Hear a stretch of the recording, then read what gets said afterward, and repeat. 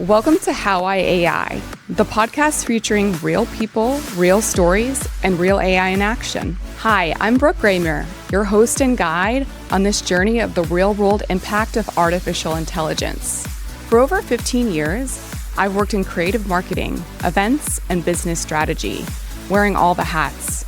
I know the struggle of trying to scale and manage all things without burning out. But here's the game changer, AI.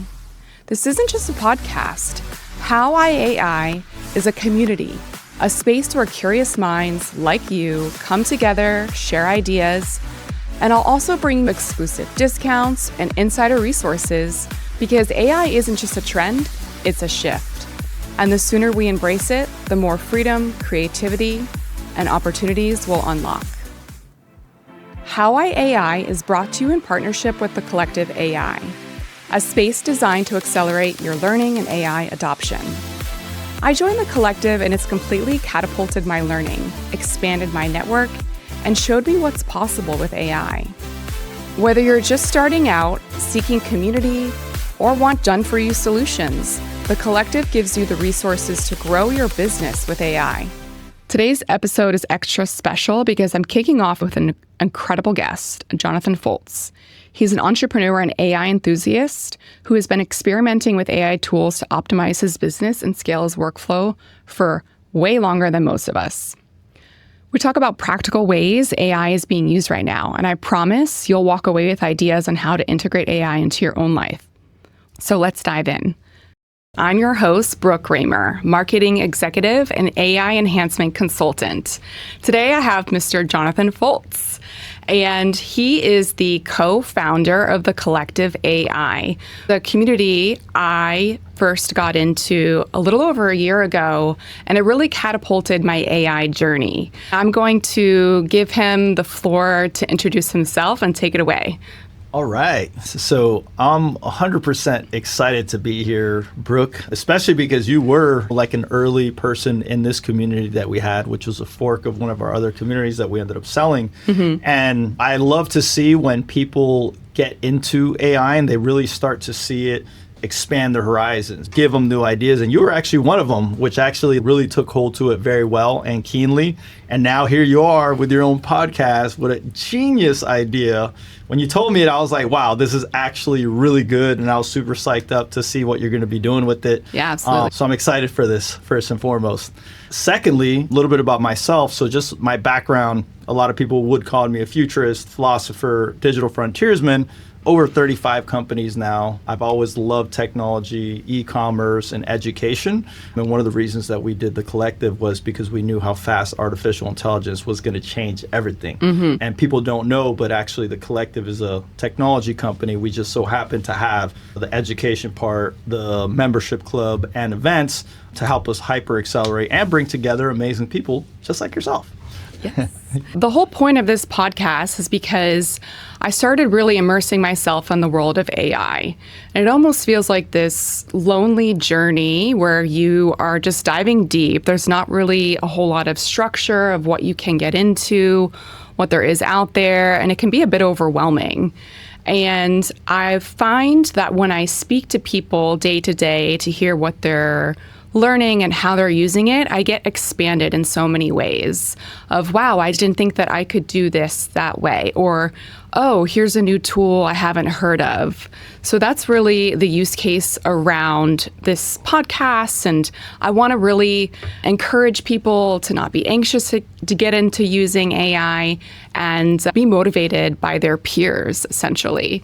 So I would love to hear first about you and when you started getting into AI. How long ago was it?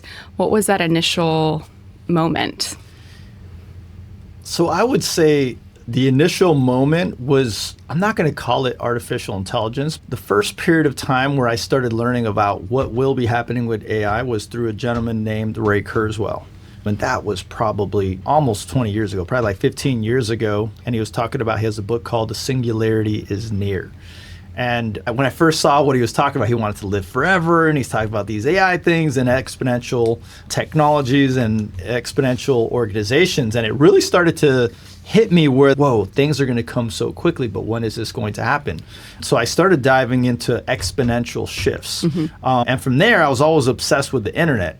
So I had worked with the Secretary of Defense of Mexico back in like 2012, and they were doing all kinds of very cool AI stuff. Nothing like what we have today, but it was more like machine learning, and they had some of the top technologists working on some really cool projects I can't talk about. But that's where I started to be like, whoa, what's available behind the scenes versus what's public is way different. That was my first synopsis with, holy smokes, we're not even aware of how crazy these technologies are. And that was back then. That was like 12, 13, 14 years ago. So I could only imagine like what is really existing behind the scenes now. So I got very interested in being able to yield these technologies to the highest degree. Also, I'm a time hacker. So being a time hacker, I'm always trying to find that next edge, that next growth hack, that next thing that can help me be able to do substantially more. So if I was a time hacker before, what would happen with artificial intelligence? So when I really started to dive deeper into it, after I saw those things, would probably be around, I think it was 2020, 2021, the GPT models were coming out, and I was talking with a couple of my buddies, and we're just like, whoa, what you're able to do with these transformers, these AIs is really cool. It wasn't until November of 2022 when ChatGPT came out. And then that's when I was like, I thought that wasn't going to happen for at least till 2025 or 2028. And when that came out, that's when I was like, I was part of the public company. I was leading the acquisition strategy and one of the companies. And that's the moment in time I decided I have to get into this and I have to go all in. And I decided to sell one of my companies and to step down from the public company to go all in with AI. Go all in with AI. Wow, and that really wasn't that long ago, and look at where we are now. At the time of this podcast, we're recording this, it's February 2025. I think that's really important to share because who knows what things will be when this airs and when people are tuning in.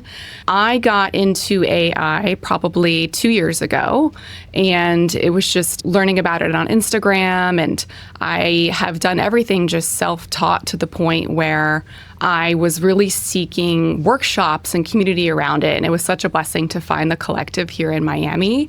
And it's amazing that you do weekly workshops, and it's just accessible through the chats and seeing how other people are doing it. And what I've learned is the term tech stack or technology stack. So that's my next question for you. I'm sure a lot of people are dying to hear, what is Jonathan's tech stack?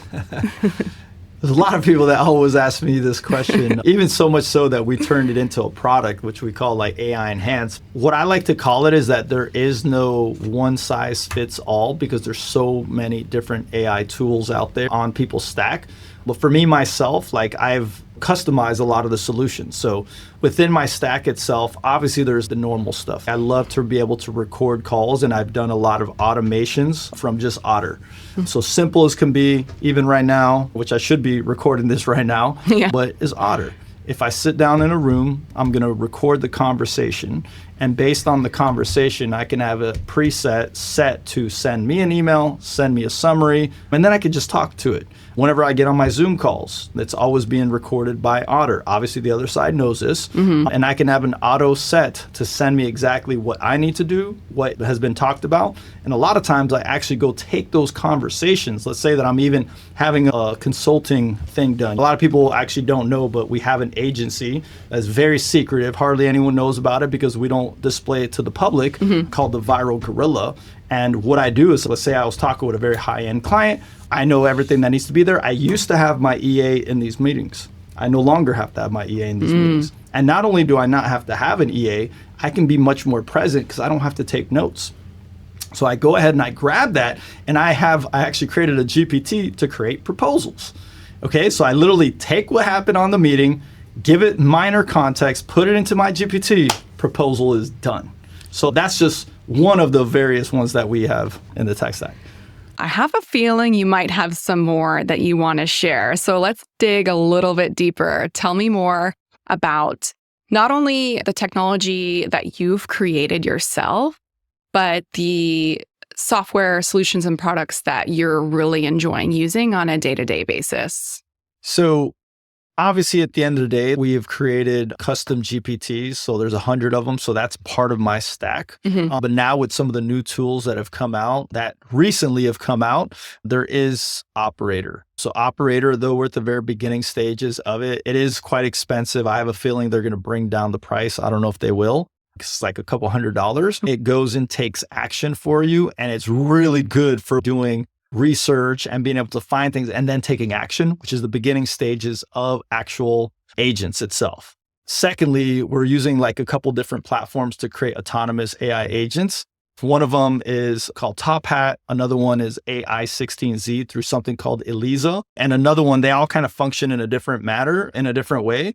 And then Virtuals is the other one. So these are actually, and this is the beginning stage. This is why I say it, because it's important. I like to get into stuff when I know where it's going. Yeah. And these autonomous agents are going out and taking action. And that's why Operator is so cool within the OpenAI. That's the more mainstream one. And then when you go to the Web3 world, which I love the Web3 world, then you have those other autonomous agents, which are really good. There's also Google AI Studio, which can go in with you. And it's kind of like almost you have an AI on the side that's speaking to you. And you could go into pages and it could tell you what to do, what to go next. Hey, I'm on a Shopify site building this up right now. What can I do to this? So literally you have a customer service representative next to you for everything that you do. That one's really cool. That one's in beta, or I think it just Is that one called Gemini?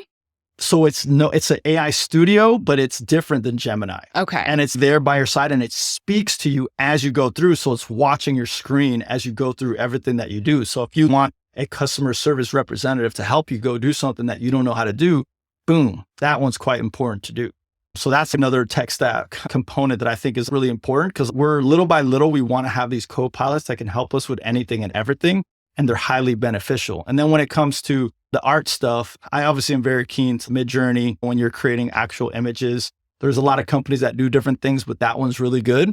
And then I would say Hailu and Suno when it comes to the video images, Minimax, and there's another one called Kling. So Kling and Hailu are probably the two best ones, better than Sora, better than Runway. Some people might think not, but those are very mainstream. These have come out of nowhere. So actually China is doing a crazy job of coming after these US-based companies because they're the master replicators and they're doing some pretty insane stuff that is helping us to a high degree.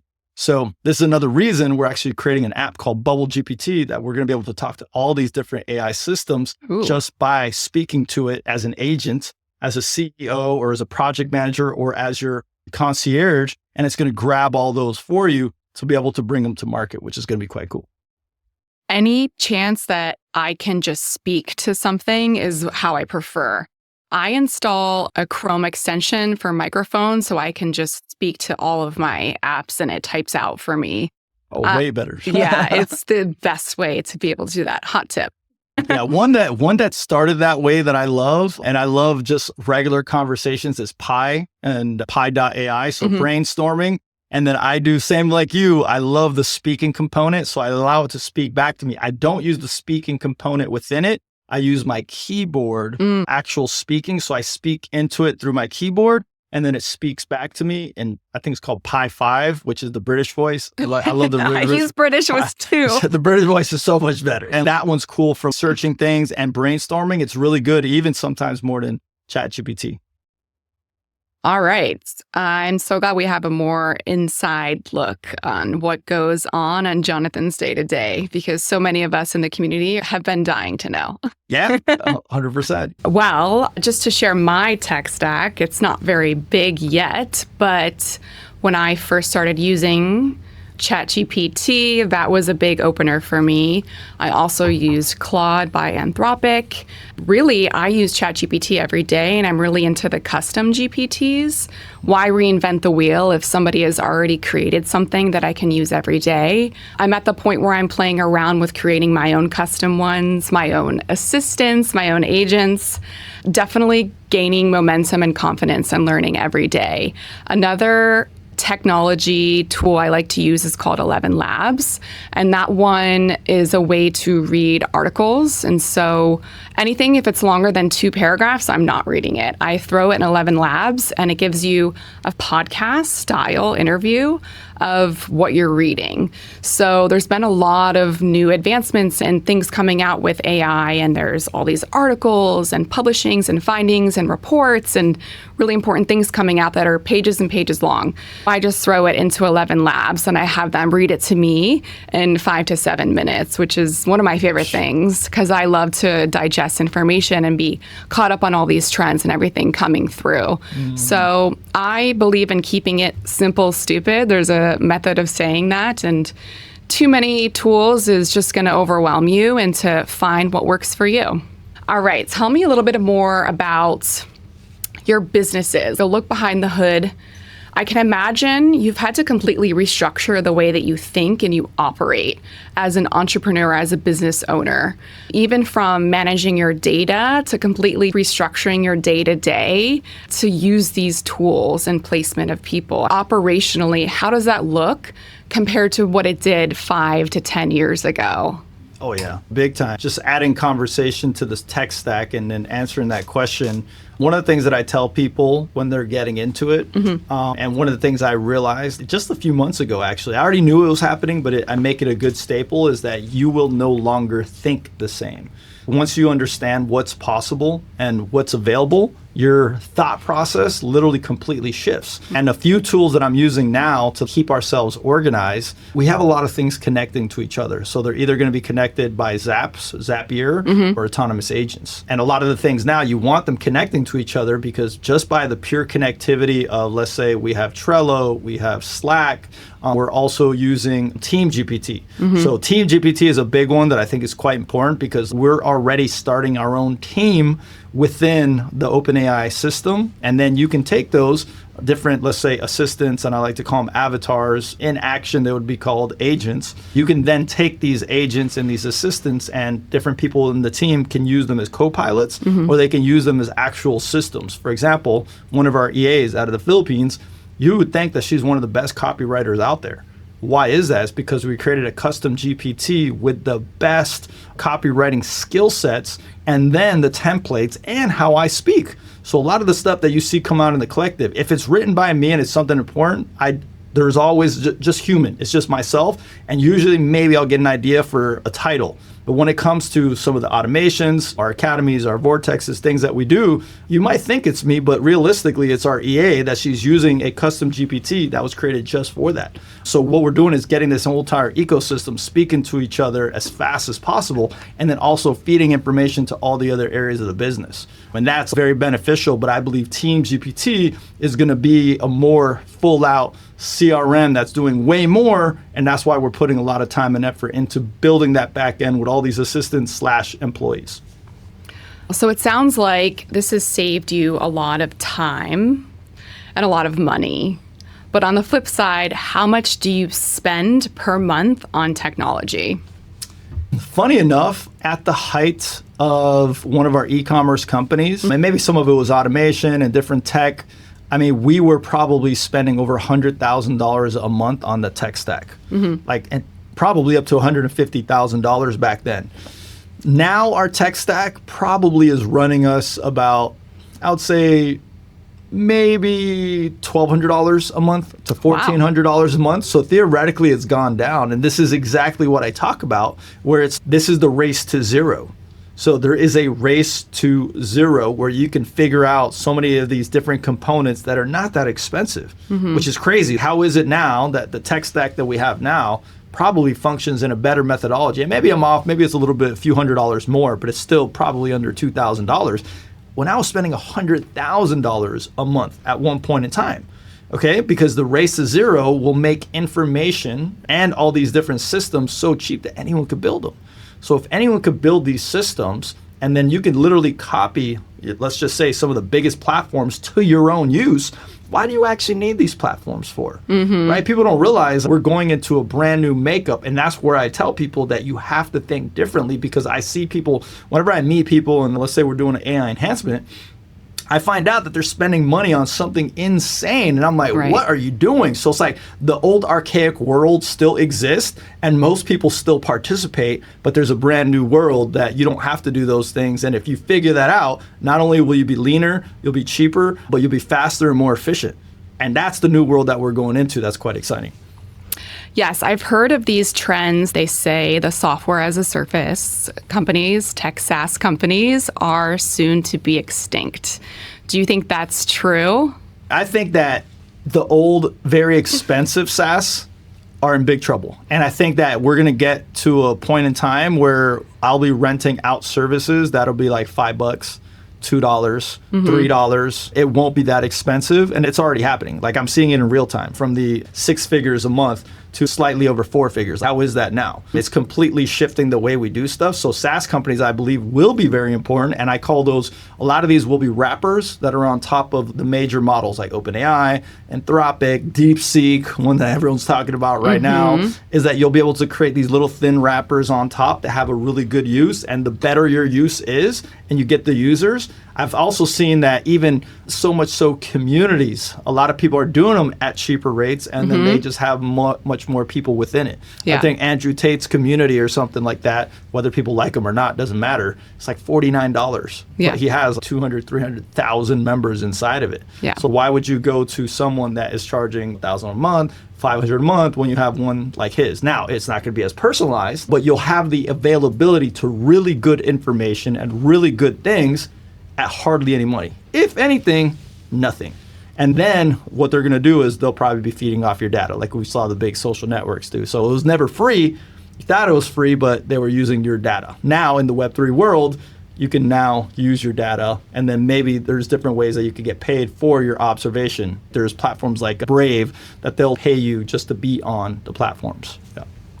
I've seen a lot of trends in companies where they are building in an AI team within larger corporations, where they're building their own team company solutions rather than paying larger enterprises for their tools on a monthly or annual basis. So I think that's really smart. What other trends do you see? I know that you're always saying that soon information knowledge will be $0.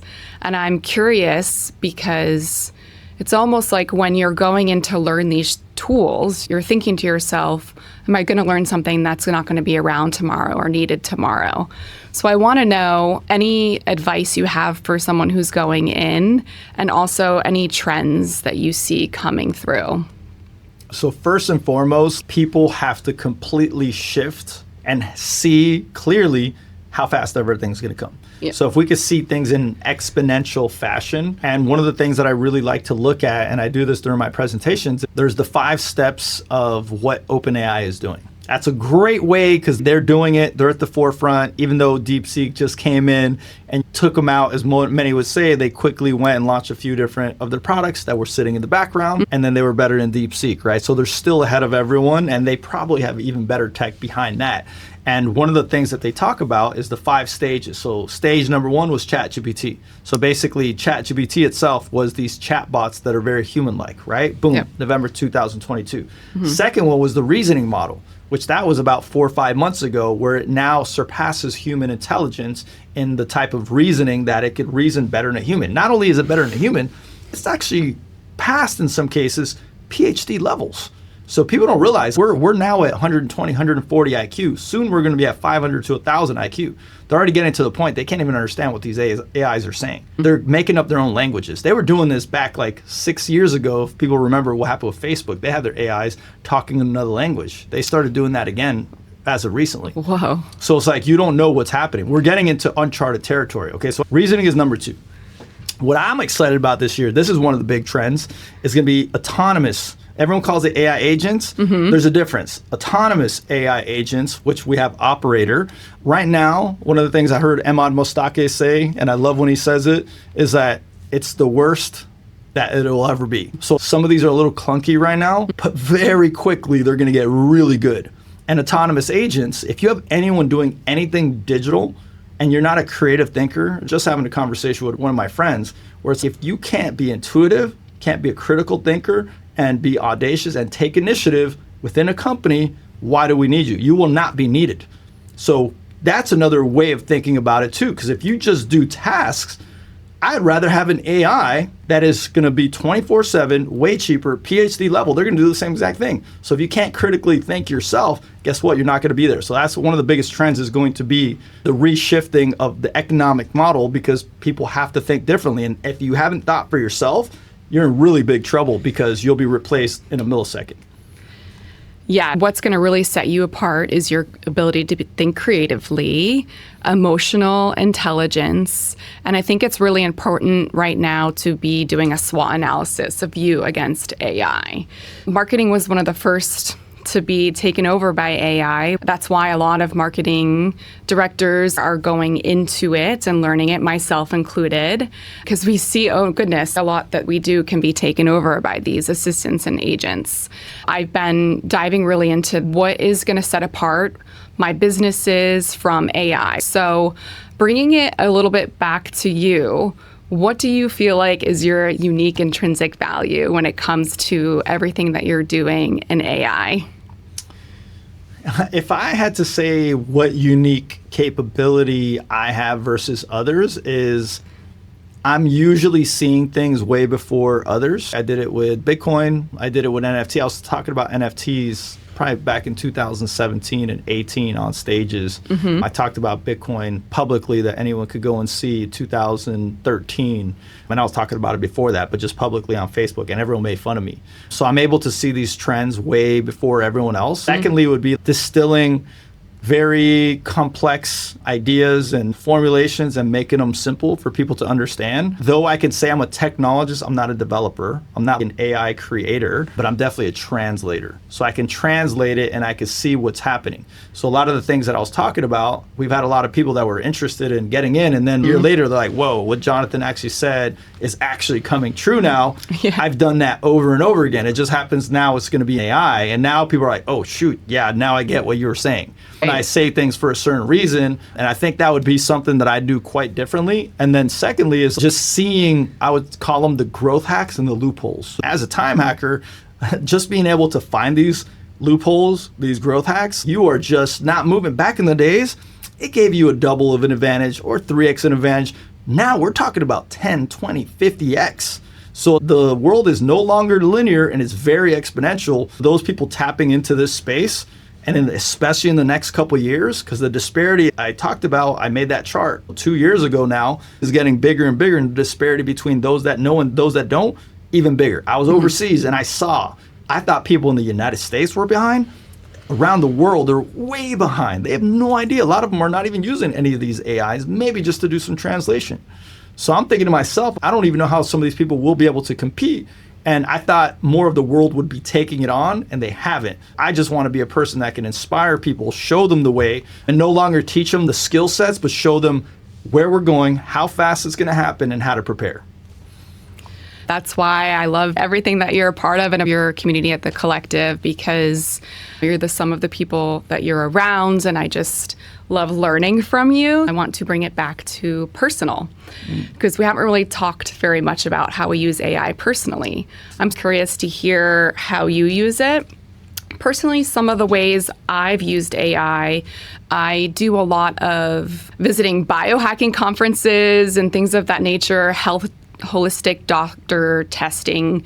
And I found it really helpful to upload these documents into AI and for them to, first of all, just read it to me in layman's terms. There's a lot of times I ask AI to speak to me like a third grader, hop tip, and also copy for marketing at a third grade reading level. But back to the documents, I have them recommend eating, nutrition, give me recipes, things that I could benefit from that are natural. It knows enough about me that I like to have natural recommendations. It's really interesting that it's starting to get to know me on a personal level. And some really fun prompts that you can do are to ask your chatbots what they think about you. I can share with my audience, if you guys want to reach out to me personally, some really fun prompts to do that. I'm pretty amazed when you ask it, tell me what you know about me or things of that nature, what it gives back. Very interesting. That is a really good example of how I've used it personally. I've been playing around with my natal charts. If you know anything about me, I'm very much into astrology and human design, Enneagram, gene keys. These are all really fascinating topics to me. And if you know your birth data, I know some people don't have those details, but I fortunately enough do. I upload all of that into my chat GPT as well. And then I create custom GPTs. And so it's like having a consultant in my back pocket. It's like having a life coach in my back pocket. It's like having a health coach in my back pocket. So those are a couple ways I use it personally. And how do you use it? Do you use it for your fitness regimen, or have you been able to connect any of your personal documents to it? Do you trust it enough to do that? Yeah, that's a great question, because sometimes I'll display it in our workshops that I've created 100 of my own GPTs, let alone, I don't know, maybe a couple hundred for other people. And a lot of them are actually for my personal use. Mm-hmm. Funny enough, that's probably one of the reasons that we get along. I love the spiritual side of stuff, and I love numerology. I like the astrology stuff. I used to not believe in it at all until I had a dear friend of mine, Danielle Page. Mm-hmm. She predicted things that were so it just did not make sense how good she predicted events that happened in my life. Yeah. And then I figured out JP Morgan had said, what separates a millionaire from a billionaire? The billionaire knows astrology or has an astrologist by their side. Yes. So I actually created one that is based on gematria, numerology, and astrology, and it's called the Oracle of Numbers. And I actually use that, believe it or not, for a lot of the dates that I do stuff. Mm-hmm. Like last year, 2 of the most important dates of astrological events happened during our masterminds and the events that we did. So people don't realize that I actually use those for certain things, and some of the most prestigious people, they use them for all kinds of events that happen. I've done that. I've also done, instead of, which I should have purchased at the time, I was a tenant, I was having some issues and disagreements, I went and uploaded the entire rule list of South Florida, and I was able to talk, instead of getting a lawyer for tenant stuff, boom, I was able to use my GPT that I had created in that. Legal stuff, workout regimens, all kinds of different things I've added to a component. And one of my favorite, it's like a wizard note taker that I've created. So some of my best ideas have gone into this GPT, and then it structures ideas in the most beneficial, psychological, and behavior ways that outlines your idea pristinely just by putting them in there. I'm able to do all kinds of different things and for fun, I'll just put stuff like get a podcast. And one of the things I do like to do, and I was just creating with my nephew, we're creating a commercial. We made images of a gentleman that it kind of looked like not steampunk, but Mad Max futuristic style. We use an app called Hailu, and it's a Mini Max optimized version, which right now to me is way better than Sora, way better than all the other ones. I posted it in our group actually. Cool. And then from there, we went and created the music through Suno, and we created a rap song. We created a steampunk Viking song with a real song singing and everything. And we were able to create an entire mini commercial, and I did it with my 10-year-old nephew. You know what I mean? It was actually a lot of his creativity that went into it. So on the personal side, even though that could be considered business, we did that for fun. Yeah. And that was quite fun using those apps. And Suno honestly blew me away. And I have a song that is just so freaking good, and the beats are amazing. And we created it from scratch, which I think is better than a lot of the songs that are out there right now. That's so fun. I love that you're using it with your family, and kids are so easy to adapt this technology as well. Okay, I would also love to know more about you and using AI. Tell me about a time where it was the most exciting use case for you to date of what you've been able to use with AI. All right, so the most exciting use case thus far. I think it was just the excitement. I already knew, I think it was November of 2023 when GPTs came out. I went kind of bonkers and wild, creating all kinds of GPTs. Even at the time, some of the best GPTs in big companies. Yeah. People did not know that you could go and find out what their instructions were. I went and I started creating a bunch of GPTs, and I created a Dr. DeMartini one, a Jordan Peterson one. You know what's weird? Elon Musk, they wouldn't let me create. That was the only one they wouldn't let me create or make it public. Interesting. Remember, what's the problem with OpenAI and Elon Musk? So I think the biggest use case or the more revolutionary time was when these GPTs came out, these custom GPTs, and it gave me the ability to just create anything. And here's the thing. There's a reason I have 100 and something of these is because instead of going and just chatting with Claude, chatting with OpenAIs, whatever, I actually go and I create a custom version right away, and it's becoming easier to do it. It's almost second nature. And I think that realization or that time when these GPTs came out, and I thought actually we were going to be able to sell these and have people doing it a lot faster. I think that time is still coming. Maybe I was just way too early, but I believe there's a moment in time. But the reason it was so revolutionary and why I was so excited about it was because I'm actually downloading my knowledge, my skill sets, what I know, the type of person that I am. I'm obviously very biased that I think I do things the best. And imagine once I have 100, 200, 300, these are all of my recollections, all my best practices. And one day, they're probably going to come together and be like a master. And it'll be very similar to what my consciousness or my knowledge base is. And now that's going to be just like in Iron Man, the movie Iron Man with Jarvis. Cool. And how Tony Stark is creating all this crazy stuff. Yeah. We're very close to having at least that type of technology. Now, all the other functions all around it, that's a little bit different because that's robotics. But being able to have a super smart AI being your guide, your support system, your business partner, your employee, your assistant, and everything like that is right there. And I'm downloading my consciousness and knowledge into the AI so that when that time comes, I'm going to be ready. On the flip side, what about an oh crap moment? Have you ever had a time where AI, something went very unexpectedly? I think you just have to be careful because I'm not going to say it happened to me. I'm not going to mention any names because it was very controversial. But there was a person that had one of these AIs on a call with them, and they were on a call with someone else. They stayed on the call. They were talking crap about someone else. Oh, no. And that other someone else that knows the other person, they got to hear the whole thing. So like that was a moment in time where someone really messed up. And because of that, probably life-changing event because now they're known as the person that talks a lot of crap behind the closed doors to a high degree. You have to be so careful nowadays that it can do that. And more of my oh crap now, they're getting so smart. These AIs are getting to a point of no return and they're open source. We just saw what happened with DeepSeek. You can actually go take that as much as they want to ban it. You can't even ban it because it's open source. So I could theoretically go take it on a local device right now. Yeah. So it's like we keep building and now the race is getting even more, let's just say crazy / aggressive because they all want to be first and their funding depends on it. Their investors, their board of advisors, they're all keen on making sure that you're first. All your money is staked on it. So I think the safety is going out the window and then they're just trying to reach it. So the oh crap moment, I think there is going to be a black swan. Most likely this year, if not, it 100% is going to happen by next year. And I'm talking about black swan where something we're going to be like, oh, shoot, this is really serious and something is happening. And there's a good chance that there's nothing stopping it. Okay. I don't think I've had any oh crap moments. I've had some people call me out for using ChatGPT and then texting with it. But now there's enough for that. So funny. So you've told us a lot about your day-to-day using AI, and it seems like you're really taking advantage with these tools and you're very forward-thinking.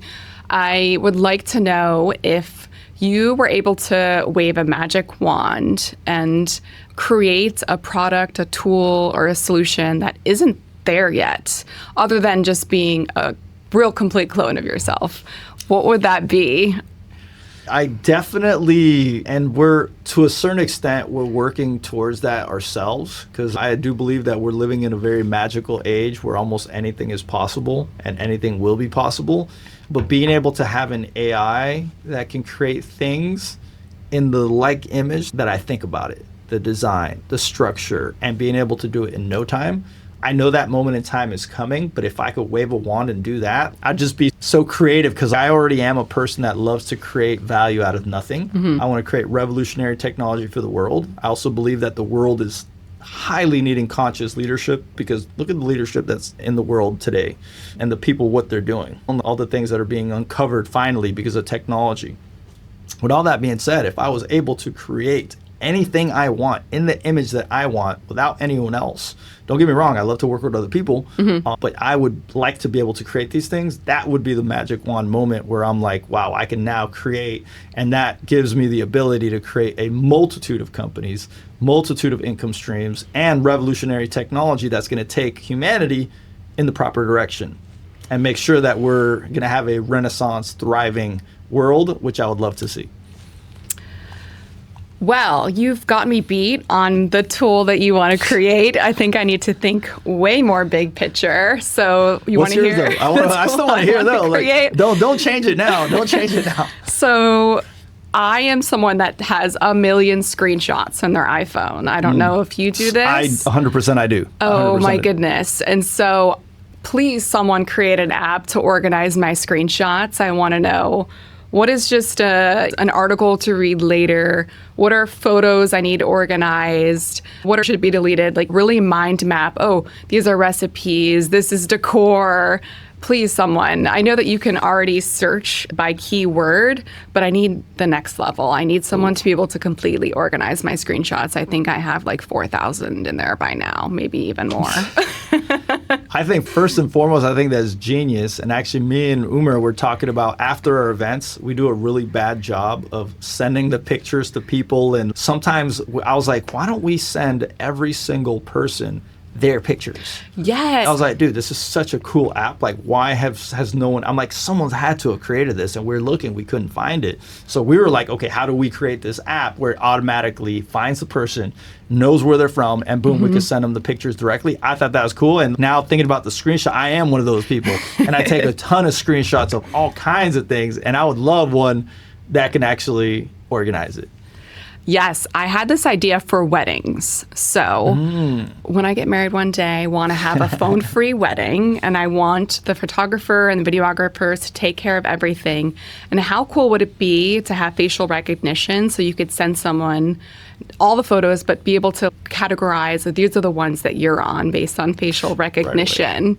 How cool and tailorized is that? That would be amazing. I have ideas like this every day, and this is the one thing that really excites me about AI, because we can just create apps so much easier now in that way. Oh, yeah. With that said, what would you like to leave my audience with? One key factor or specific insight and takeaway from today? First and foremost, that you're doing an amazing job, and I love the whole synopsis and why you're doing this, and I think people need to subscribe, like and subscribe. One thing that everyone can take from this is artificial intelligence is going to be highly impactful to a degree that humanity has never seen anything like this. Now, it could be for good and it could be for bad. But how can you take this technology, not be overburdened by it? It's very beneficial in so many different ways. But how can you take this technology and give value to the world, make the world a better place, and then simultaneously put yourself in a position of great power to be extra creative, to go after your purpose and values much more, and it's going to be a brand new world that we can create. We don't have to sit on the sidelines, and starting by even just watching this podcast and the upcoming ones, I think is a great place to start, because there's amazing things happening in the world, and to me, this is a new renaissance time, and I'm excited to participate. It's a new AI renaissance indeed. And I can't thank you enough for being my first guest. I couldn't think of someone more perfect for really kicking off this initiative to expand people on AI and get them to use these tools. It was really interesting getting a little look under the hood of how you work day to day. I'm going to have bigger picture thinking when it comes to apps now, but I like that you enjoyed my ideas as well. Thank you so much for your time. And if there's anything that you want to share about listeners, how they can learn more about you, how they can follow you, what's the best place to connect? I tell a lot of people one of the great places that you can follow the collective or myself on Instagram. I happen to go a lot more there now, which is Rain in the Making with periods in between, or The Collective AI with periods in between, or go to our website, thecollective.xyz. Those are great places that people can learn more about our endeavors and how you came in and absolutely doing amazing. I love that you're actually one of the people that shares lots of value within the group, and you're just one that has taken it on, and it's exciting to see people grow and expand, not just in the business endeavors, but the way that they see the world. And like now seeing you in this podcast, it's so exciting, and I'm super excited to see where this goes. Amazing. Thank you so much, Jonathan. I appreciate your time. I appreciate it. Wow, what a conversation with Jonathan. I hope today's episode opened your mind to what's possible with AI. Do you have a cool use case on how you're using AI and want to share it? DM me. I'd love to hear more and feature you on my next podcast. Until next time, here's to working smarter, not harder. See you on the next episode of How I AI. This episode was made possible in partnership with the Collective AI, a community designed to help entrepreneurs, creators, and professionals seamlessly integrate AI into their workflows. One of the biggest game changers in my own AI journey was joining this space. It's where I learned, connected, and truly enhanced my understanding of what's possible with AI. And the best part, they offer multiple membership levels to meet you where you are. Whether you want to DIY your AI learning or work with a personalized AI consultant for your business, the Collective has you covered. Learn more and sign up using my exclusive link in the show notes.